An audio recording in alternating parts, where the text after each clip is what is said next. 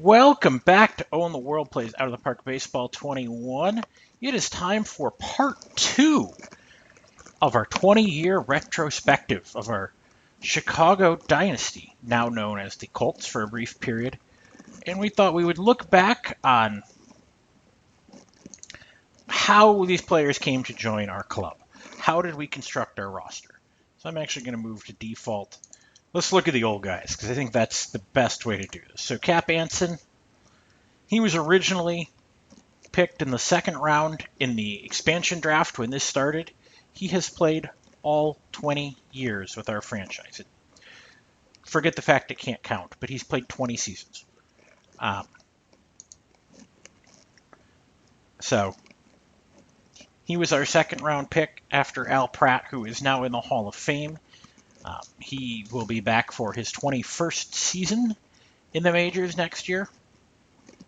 He has been one of the best players in the game, number 2 overall in hits in total.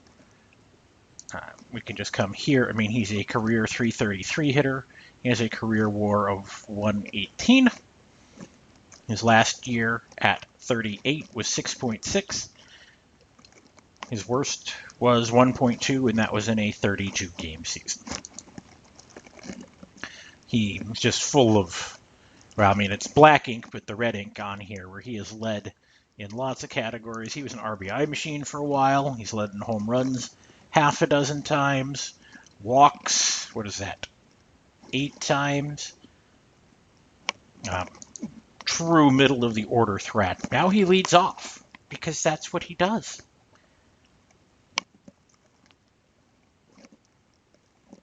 He was the first player to drive in 100 runs in a season, and he drove it in fashion, 113.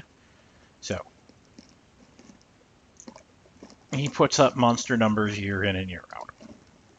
Okay, next is his backup, Joe Gerhardt.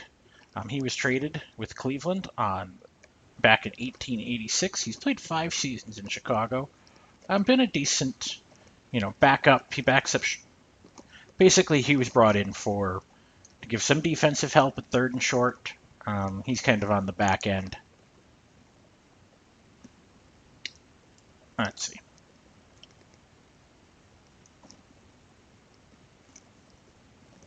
So, in this trade, originally we traded him for Jim McKeever, who still has not made the majors.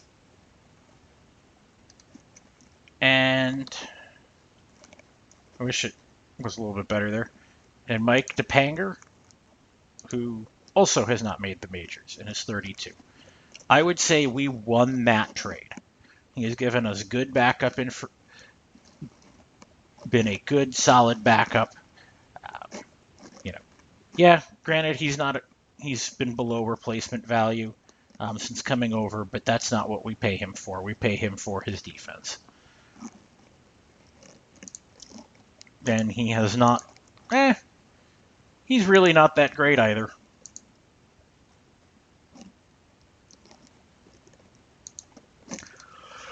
But we've been happy with him.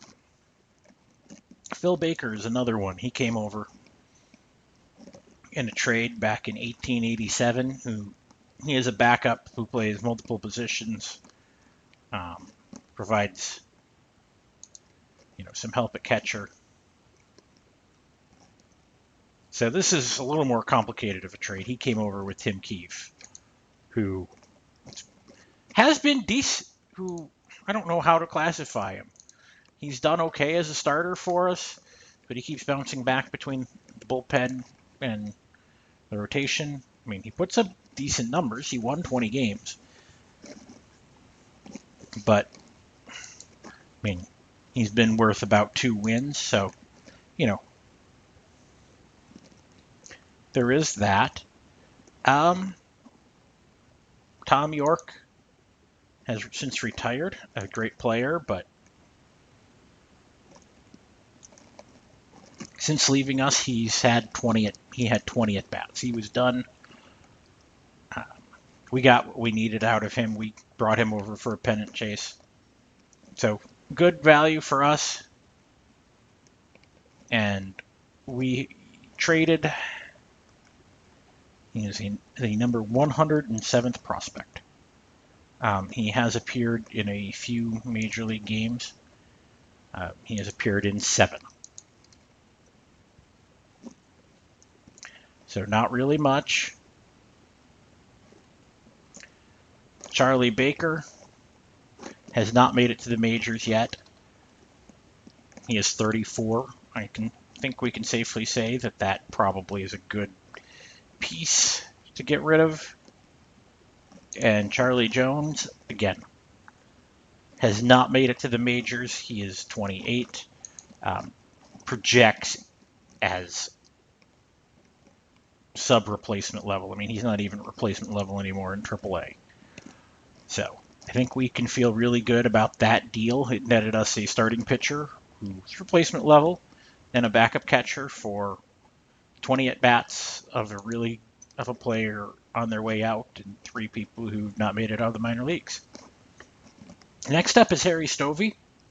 A decent bat off the bench for us. I mean, he was an okay player before coming over, but we got him for a song. We traded Pop Snyder, who unfortunately, after leaving us, he played in 1 game and retired. I'm going to go ahead and say we won that. I mean, we got a couple of good years out of Pop Snyder as a backup. Well, I can't really say we got good years out of him as a backup catcher, but we traded a player on the way out for a backup outfielder who's been good enough. Sam Barkley, we drafted him in the first round with the 13th overall pick. He went straight to the majors. It's now been 7 seasons. I don't know why it's not counting right. It really is not. He's led the league in RBIs once. I mean, he's been a pretty solid player. He actually led the league in WAR this past year. I'm not quite sure how it got to that, but a good defensive second baseman, a good hitter. He is 32, probably on the downside, but still giving us some good stuff. Dan Brothers, probably the player we've talked about more than any other person, even when he wasn't on our team, just for the inhumane way he was treated in Pittsburgh. Pittsburgh had this weird thing where they collected first basemen. He is still he's still an elite hitter. The bat, or the glove, not so much. He was good for a stretch. He's, led in batting average twice, led in home runs there, missed on RBIs, but he's been a good, solid middle of the order bat. There's 117 RBIs in a season. He didn't even lead the league. That's crazy. So he came in this trade with Pittsburgh way back in 1883. Way back there. So Jack Farrell, Charlie Comiskey, and Henry Bucher. So Jack Farrell was... Well, these 2 guys were both young players at that point in time. And let's start with Henry Bucher, who never made it to the majors and has since retired. So, anybody you can trade like that, I think, is valuable. Then Jack Farrell's the other interesting piece to this. He was a good player for us. I mean, we felt he was really on the rise, but we were able to get Barkley. And so he became expendable. And he has gone downhill since then. 270, 278, 255, 255. And now he's a 190 hitter, not even playing. They got a little bit of value out of him. But, man. I mean, there's only 1 good year out of him. He's really been surprisingly bad. He's been replacement level for his career, and worse than that the last couple. I mean, 133 games and he hit 199 with a 214 OBP. I mean, that's brutal. And then we have the more complicated piece here in Charlie Comiskey. Comiskey has gone and come back. So he went over to Pittsburgh and was basically a backup over there because they had this strange collection of first basemen for many years. Like he put together, I mean, he was replacement level for 2 years for us, and now he's come back and been a backup bat for us, basically. I mean, there's 2 at bats, 9 at bats. He's here because he's got a glove. So that is the story of Dan Brothers. I'm going to say we won that one as well. Well, and next up is Charlie Kaminsky. So I think it's first worth noting history. He was our round 2 pick back in 1881. He was a 22nd overall pick. Early in his career, he got intentionally walked a lot, but now that's not the case. So we got him back in 1889, and so this is one of those more complicated trades. So he got traded with Billy Sunday. So Billy Sunday was brought over for this, to be a pinch runner and an emergency bat, really. I mean, he can't even play the field. So he was kind of a throw-in. So this was kind of one of these trades we needed to clear roster space. So we sent Buttercup Dickerson out. He has not had a great career in this run. He's a player who I've had in some of these where he's been just dynamite. Right fielder John Manziel. Manziel is bouncing back and forth. He was never anything anyways. And then Cyclone Miller, we threw cash in. Again, he is a bullpen, back end of the bullpen arm at this point. He's a never was. His major league career is 16 1/3 innings. I feel, this was kind of back into the roster trade for both of us, trying to firm up different positions. I'm happy overall with it. It's not the best, but then Frank Harrison, 1883, round 10, pick 159. I mean, deep in a draft, he's never done much. He is 5 for 19 in his major league career. Good minor leaguer between the different levels. I feel like he was one of these guys who had pitching. Maybe he wasn't. He's just a guy who exists in our system. No, that's the way we're working. So we were there anyways. Bill Krieg, another guy who's come over. We brought over for basically defensive purposes. I think he was actually brought over more for the leadership. He's clubhouse leader and highly regarded by teammates. That's his value. He got 20 at bats. He got 5 hits. I mean,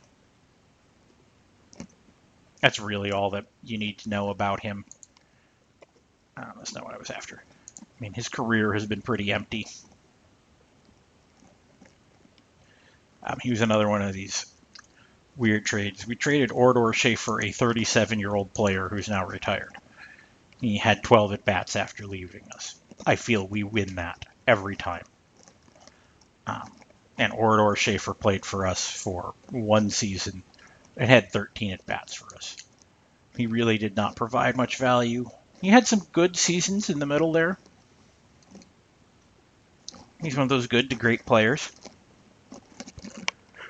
Harry McCaffrey. He's actually always been with us.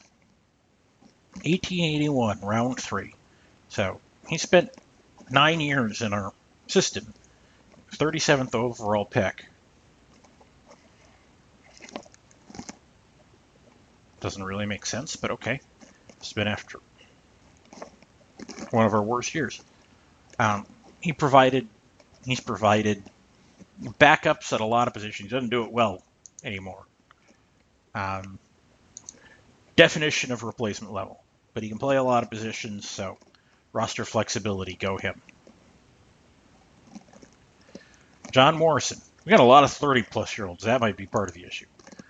He came over this year before the season again. Backup outfielder, just a little bit of help. He got 13 at bats and had 3 hits. It's going to be a little harder. He came over with Charlie Bassett. Again, a player to fill out the roster back end, positional flexibility, providing something. Yeah, nothing special. But you got to have some of those guys on your roster. We traded Jersey Backley, who... This is always going to be a weird one. Like, he was a top prospect. I mean, he was the 9th overall pick. He was a top-end pick. And never put it together. I mean, he doesn't have the control. He's really a 2-pitch pitcher, so he's really a bullpen arm. I mean, he had this one great season where he was 22-6, and even then he was, you know, at best league average in terms of his ERA. So this is one to still follow, but he was out of options and he got lost in the squeeze. And Mert Hackett. Considering the pranks he's pulled, it's a wonder he's never been arrested, but an unbelievable defensive catcher. We had for, 2 years?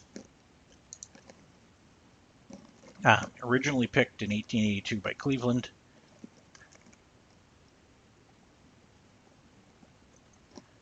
We got him in 1888, so we got 2 seasons out of him basically as a backup catcher. Again, out of options, just lost his spot. So this was basically trading options around more than anything else. You can see basically the same age, grabbing more position players rather than relievers, because relievers, you can get them at this point. Okay.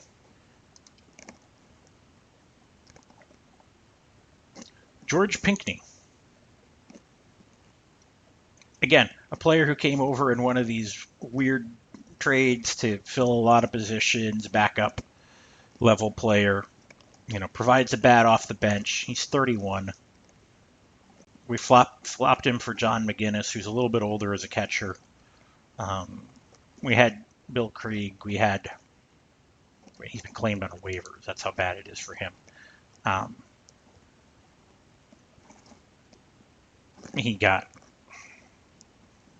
He's had 22 at bats since leaving, so can't feel bad. He was a good player, but unfortunately got roster squeezed. So, again, I don't think you can say anybody won that trade. That was just a trade of need to keep pushing some things down the line. George Wood, again, he came over in 1888. He's actually a pretty good player. One of our better backups. Average defensive player. The range and the arm kind of suck, but he doesn't commit errors. I mean, we threw a lot at this one. So the only major league player included in this was Dave Rowe, who couldn't play in the field anymore. So that's why we gave him up. That was kind of a nothing burger.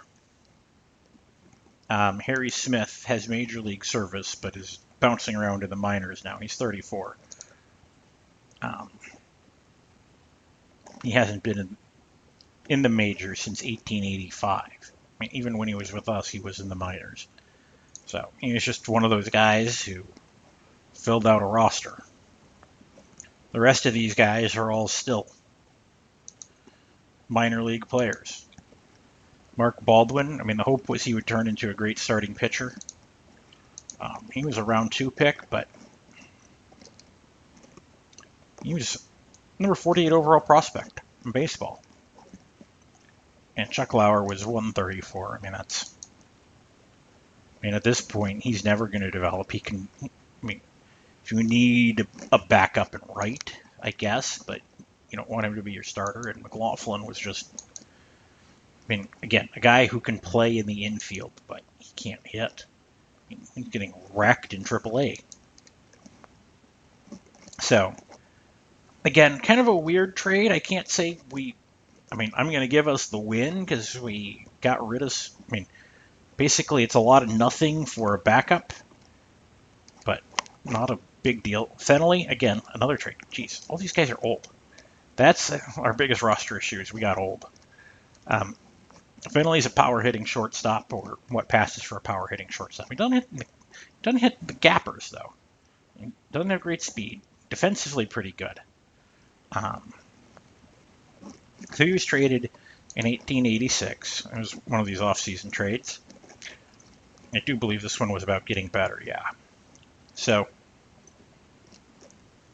you know, he came available, so we flopped Arthur Irwin, who was our starting shortstop at the time, who put together some pretty wretched campaigns, great defensively.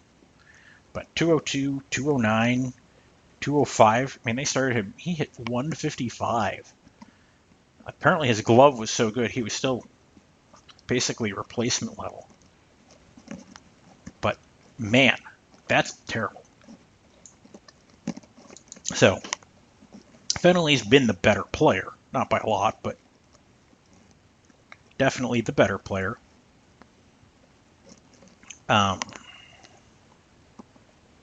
Gid Gardner had some major league experience up to that point in time. Yeah, he's unmotivated. His career major league line includes 63 at-bats.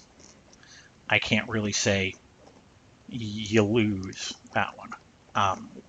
We've had a consistent starter for a guy who's had 63 at-bats across multiple years. So Con Daly at the time was the number 5 overall prospect. Number 5 overall prospect. First baseman, catcher, first baseman. You know, he's a decent backup. He provides organizational depth. So I can see where, like, there's value in him. I mean, he's, I think, the best player so far we've talked about in this trade. Dave Drew was number 58. He has made it to the majors, but I don't think it's counted for much yet. Yeah, he's got 15 total at bats, so I can't really say there's much there. And since this trade is now 4 years old, that's kind of a big deal. And Bernie Graham was the number 37 overall prospect, so man, he's major league caliber. No, he's a backup, and they've treated him as such. So if you look at the overall of this trade, we've traded a replacement level player and essentially 2 backups for a pretty good shortstop. I mean, the average has hurt, but the walks this year are making up for it. He gets on base enough. So he wins Silver Sluggers. He makes all-star teams. He's a popular player. I mean, it's hard to argue. I think we win that, but it's closer than it probably should be. Okay, Jack O'Brien. This one should be pretty simple. He was the 7th overall pick in 1881. Now, he has not been that level in many years. I mean, he's got an MVP. He won Rookie of the Year. He's 6-time best fielder, 2-time best hitter, 4-time All-Star. But all of that was early. Like, this year he won MVP. He drove in 100 runs. He didn't hit a home run. He had 359 and had 100 RBI. I mean, he was a great player that year. His Rookie of the Year campaign was really good. But, you know, he's drifted down towards a 3-win player, which is okay. But he's not lights out anymore. He's 30.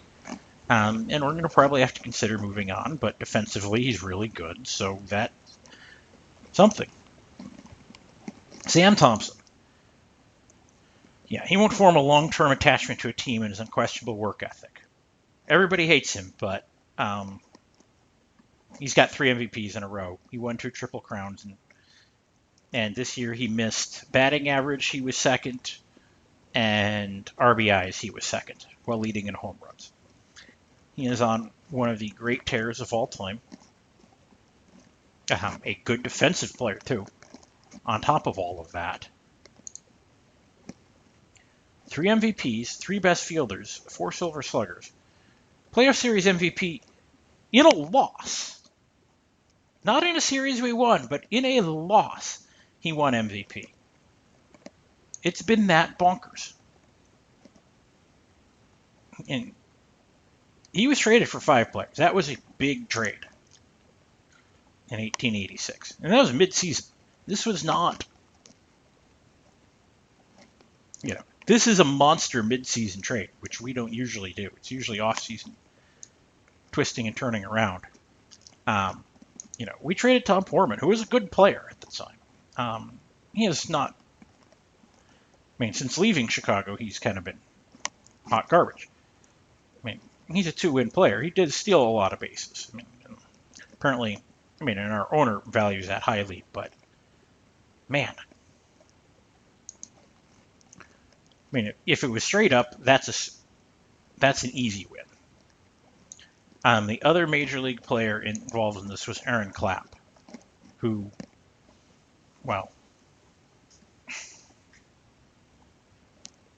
never played for us in the majors. Is basically a replacement level player since then. So, cool. And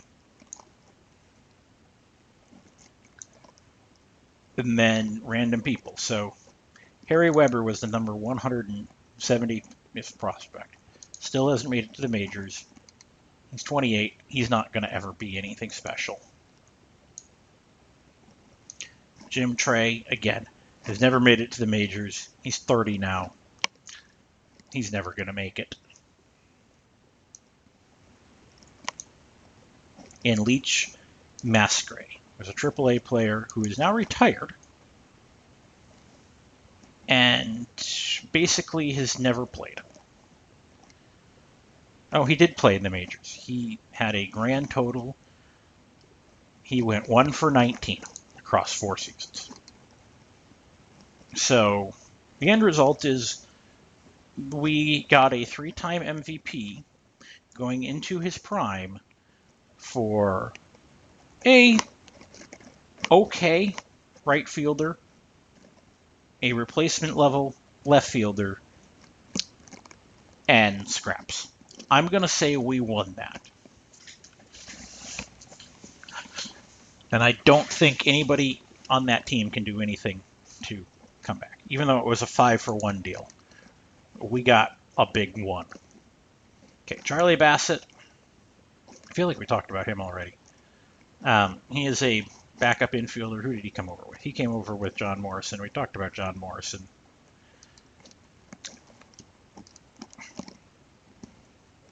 Heine Capel. He is slowly accruing service time at this point. He was brought up this past year. He was our first overall pick, but he is really a replacement level player for us. He can play a lot of positions in the infield, basically major league average ball player. The only thing he can do is run. So I guess that will make our owner happy. Billy Sunday, we touched on him earlier. I think his days are numbered just because he doesn't really provide anything other than pinch running, and if we're going to keep Heine Capel up, we may as well do that. Oyster Burns, he was a round 3 pick a couple years ago. His ceiling has come down a little bit. He was a good minor league player. He came up toward the end of 1886. He's now been up for 3 years. I guess that would be his rookie season was pretty good. 31 triples. That's a crazy number. But since then, he's been, 270-ish hitter. I don't know if he's really that player. I think he's more this player of the last 3 years. He is entering his prime. He's got an all-star appearance. But, not anybody special. Jack Boyle, again, he was a first-round pick in 1885. He's played his way into being the starting catcher. He's hit 277 the last 2 years. 2-3 win player. He was able to force Chaim out, pretty much. Would like to see a little bit more from him. He's exceptionally unexceptional. I think that is the perfect definition of him. He steals some bases, but not well. And last but not least, Jim Donnelly at 23. He was our 4th overall pick in 1883. He's done his time. He's a backup third baseman, basically. We're going to need to do something because at some point Anson is going to retire. He's going into his 21st season. So that is the great and powerful hitters on this roster. Now the pitchers, this is an interesting collection of people. Charlie Guth, we got back in 1881, a long, long time ago.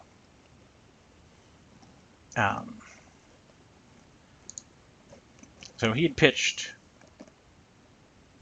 2 seasons for, I guess, a Philadelphia team. Career, he's not bad, but he's a reliever. So we've got him so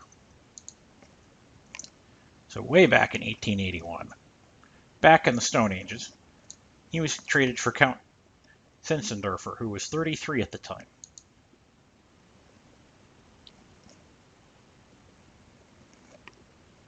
Who we had traded for already. Who hit 220 for us down the stretch. I do believe he had an injury, and that's why we made that trade. He ended up accruing, about another win and a half, 2 wins after that. Can't really say it was a bad trade. Again, I think he was caught in a numbers game. He wasn't going to get playing time, so it was worthwhile to move on from him. We went through a stretch where we had a lot of bad center fielders. Where we had a lot of center fielders and none of them were good. Then we got George Knight. George was our 2nd overall, round 2 pick in 1874, number 24 overall. He's been around pretty much the whole time. He's been in the majors. He's had a 1.56 ERA. He's only thrown 231 innings. Our starters throw more than that in a season. He's a 14-year veteran. He's a reliever. They don't have value. Bobby Mitchell, part of the let's see if we can figure out a starter crew. And we traded for him prior to the 1887 season. At this point, he's not providing much. He's a bullpen arm. And so this was a wild trade. Check that out. 8 players. And most of it's probably flotsam and jetsam. So Bobby Mitchell, we got Harry Smith, who we've talked about. He's been spun off already. Charlie Hotz, who's retired. He last played in 1887. He went 2 for 3 that year. Good for him.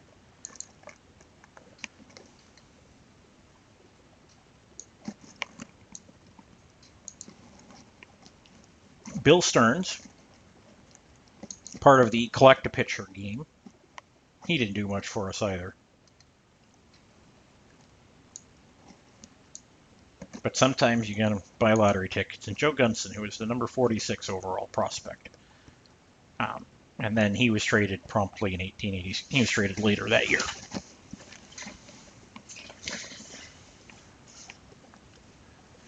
So, he actually looks like a good, solid backup. I wouldn't mind having somebody like him on the roster because he's a good catch, at least average to slightly above average catcher, and he can play center and right. So, getting him was good when we traded him. What did we send off? So Robert Foster was probably garbage. Yeah, he was a minor leaguer who never made it. So nothing. And then we traded Householder and Hutchinson. So Householder is an infielder who hasn't really played since then. He got put on waivers. I mean, that's within a year. And Hutchinson, I mean, he came over, but he's, I think, to say bad would be an understatement. And for his career in the majors, he's thrown 18 innings. I mean, there's not a lot that happened in that trade. I would say we won it, mostly because we got a little bit of something out of Mitchell, and then we spun Gunson off apparently somewhere else. What did we get for Gunson? Let's check this one out. Oh, he was part of the Buffington trade.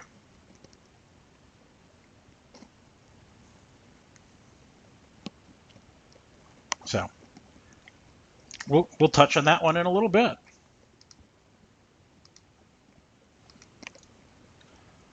That was Bobby Mitchell. Now it's Tim Keefe. So this actually will be that trade. Now this will be a separate one. This will be one of his many times going to and from. So we brought Tim Keefe back after having been with us. So he's been with the club a couple of times. He has not been a great pitcher. We talked about this one a little bit earlier. Actually, no, we didn't, because this is a separate Tim Keefe trade. He's been back and forth. So we traded him for the 89th and 121st prospect, so pretty much nothing.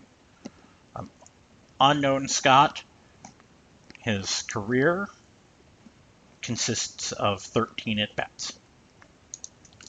He's 28. I don't think he will ever be anything. And Jim Halpin, I don't think he has not seen the majors yet, and I don't think he ever will. So, I mean, that's a win just based on the fact that he's provided value to us. And I don't think either of them will ever do anything.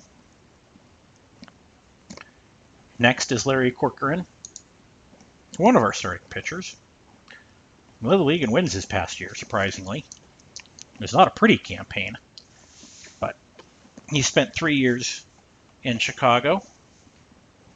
He was traded in the middle of 1888, because we were desperate at that point, trying to make a run. So he's been a good player. I mean, the big prize, I think, was giving up Radbourne, who's been poo-poo since then. He's now in AAA.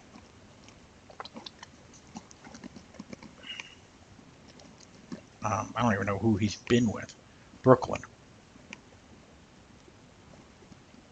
In Cincinnati. Like, he's been through it. And he got signed in the minor league. So I'm going to say we won that because he's done nothing. And there's 4 other players. So John Morrison had some major league time. We've talked about him a little bit before.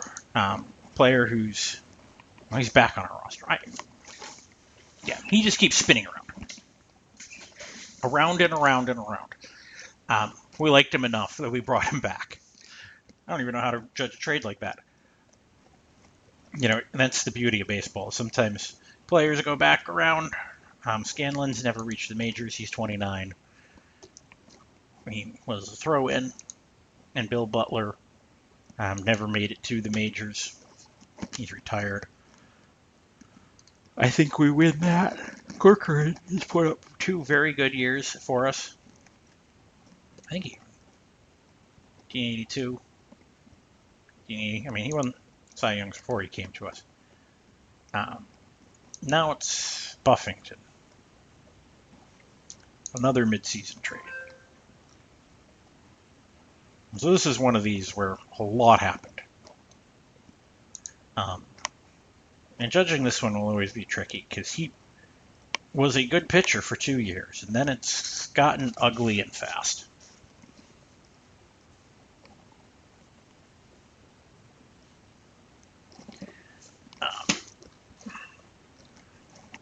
I mean, he was only 25 at the time. So at this point, we gave up Lip Pike, who was very old and on his way towards retiring, who'd been a very good player for us for many years. But the end was near. He was 42 at the time, so we felt we had to make the trade. He was willing to go, so we let it happen. One of the Tim Keefe trades, I'm not quite sure how to rate Tim Keefe trades. This is where Joe Gunson got traded away.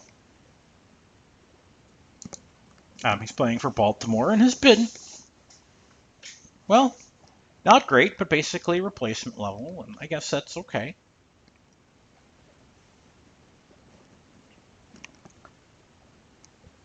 You think at this point Sheehan was a prize. I mean, yeah, he's a reliever though, so they have no value in this at this time. And Jim Field, number 76th overall prospect, who, again, so 1887 he came over and has been, he's had 31 at bats. Like, I can't be mad at any part of that trade. Okay.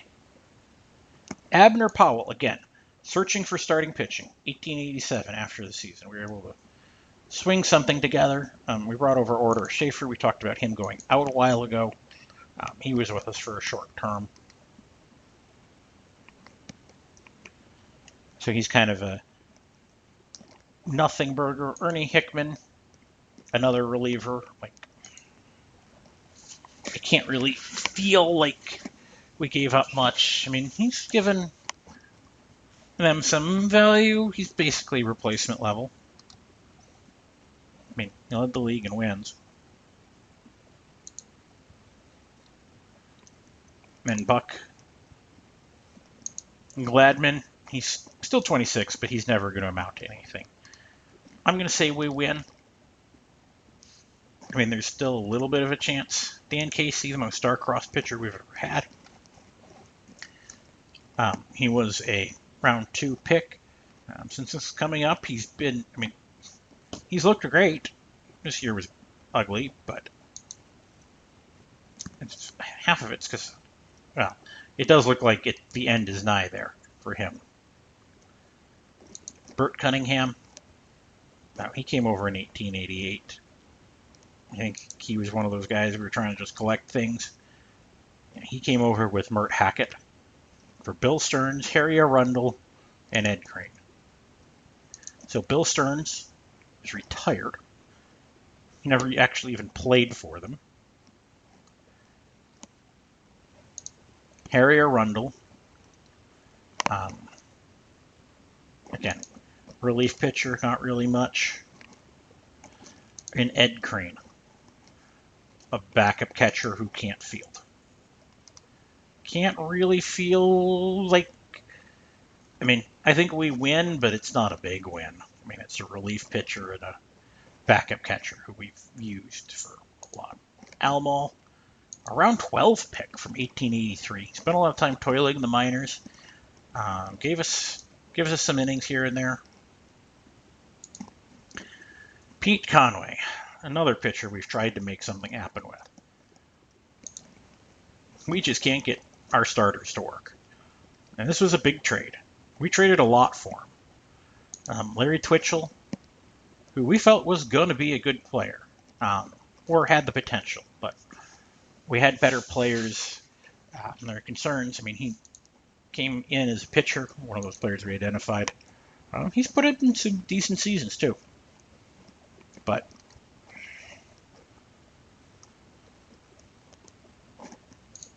Old Hoss Radbourne has been awful since leaving us. I mean, that's a straight negative. Ernie Hickman, a relief pitcher. They don't have value.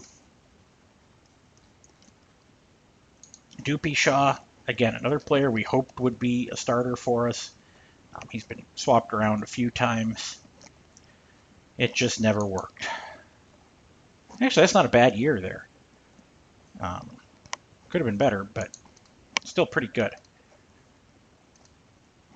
Can't say we win or lose that one. I mean, Ed Seward, he's young.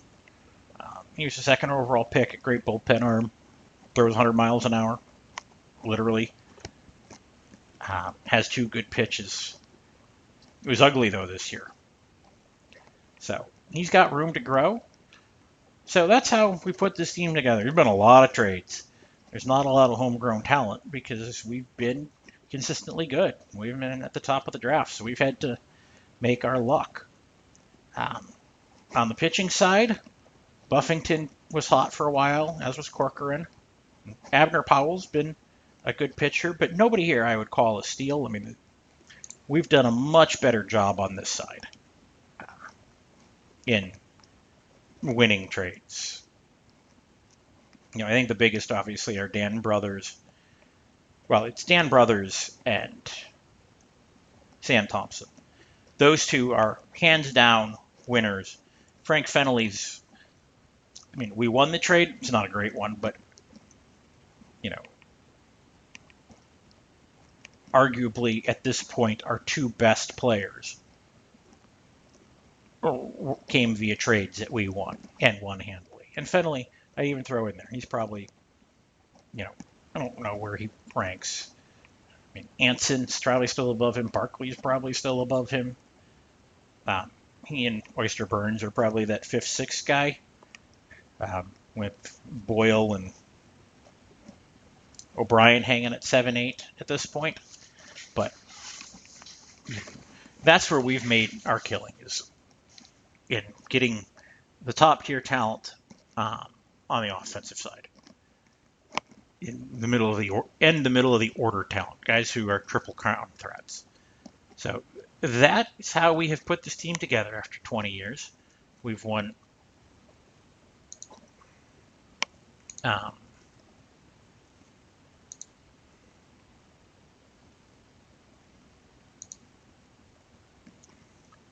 1, 2, 3, 4, 5, 6, 7, 8 championships in 20 years, 14 pennants.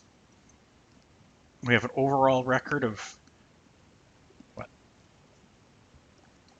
we're at overall 667 record. We've won 2/3 of our games. We've only had one finish worse than second, and we were 6 games back and forth. We have been really good. And doing that, picking it at the end of the draft. So we've made the right moves over the course of this run. But with that, it is now time that we stop looking backwards and it's time to start looking forwards. It is time to go into the 1890s and see what this next decade brings. So we will do that in the next episode, and we'll see you then. Bye.